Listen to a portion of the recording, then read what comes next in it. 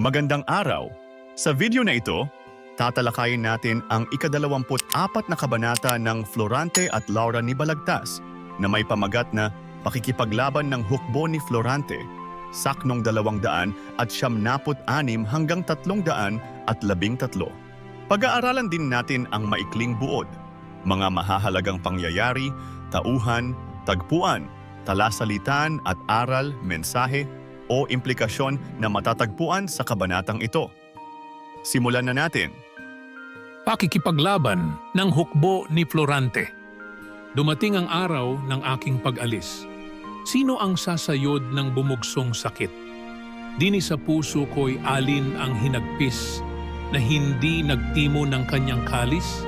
May sakit pa kayang lalalo ng tindi saang sumisintay mawalay sa kasi? Guni-guni lamang di na ang magyari, sukat ikalugmok ng pusong bayani. O nangag-alay ng mabangong suob sa dahilang altar ni Cupidong Diyos, sa dusa ko'y kayo ang nakatatarok noong mangulila sa Laura kong irog. At kung di sa luhang pabaon sa akin, namatay na muna ako bago ko naatim. Dusang di lumikat hanggang sa dumating sa bayang krotonang kubkob ng hilahil. Kutay, lulugso na sa bayong madalas ng mga makinang talagang pangwalat, siyang paglusubkot ng hukbong akibat. Ginipit ang digmaang kumubkob sa siyudad. Dito'y ang masidhing lubhang kamatayan at Parcas Atropos ay nagdamdam pagal sa paggapas nila at pagkitil ng buhay nang naghihingalong sa dugo'y naglutang.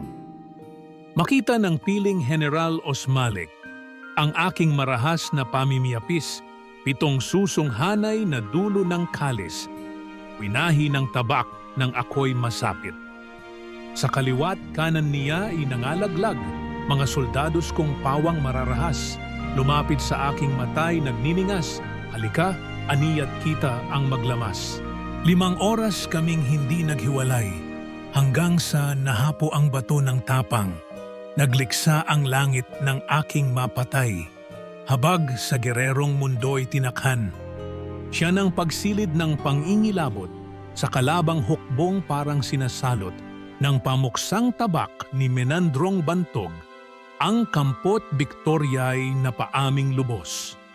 Tagumpay na ito'y pumawi ng lumbay ng mga nakubkob ng kasakunaan.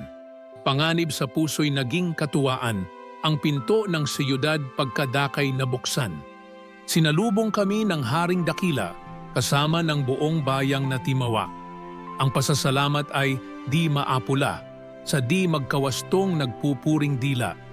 Yaong bayang hapot bagong nakatighaw, sa nagbalang bangis ng mga kaaway, sa pagkatimawa ay nag-aagawang, malapit sa akit damit ko'y mahagkan. Sa lakas ng hiyaw ng pamang matabil, bibang dugtong-dugtong ay nakikisaliw. Ang gulong, salamat nagtanggol sa amin, dininig sa langit ng mga bituin. Lalo na ang tuwa ng ako'y matatap, na apo ng hari nilang nililiyag.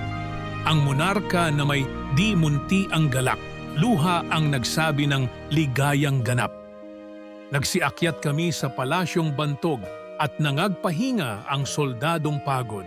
Datapwat ang bayay 3 araw halos na nakalimutan ang gawing matulog. Sa ligaya namin ng nuno kong hari, nakipagitan din ang lilong pighati. At ang pagkamatay ng ina kong pili, malaon ng lantay na nariwang muli. Dito naniwala ang bata kong loob, na sa mundo'y walang katuwaang lubos. Sa minsang ligayat, tali ng kasunod, makapitong lumbay hanggang matapos. Ngayon naman ay talakayin natin ang buod nito. Sa tulang ito, isinasalaysay ni Florante ang kanyang pakikipaglaban sa Crotona. Nagpaalam siya sa kanyang iniibig na si Laura upang magtungo sa digmaan. Pinuno siya ng kalungkutan at pangungulila, ngunit nagpatuloy siya para sa kanyang tungkulin. Sa labanan, naharap niya ang malupit na si General Osmalik at nakipaglaban ng matindi. Pagkatapos ng mahaba at mapanganib na labanan, napaslang ni Florante si Osmalik at nagtagumpay ang hukbo ni Florante laban sa mga kaaway. Sa kanilang pagbabalik, sinalubong sila ng hari at ng buong bayan ng Crotona, puno ng pasasalamat. Gayunpaman, sa kabila ng tagumpay, muling sumagi kay Florante ang kalungkutan sa pagpanaw ng kanyang ina, na nagpapaalala sa kanya na walang lubos na kasiyahan sa mundo.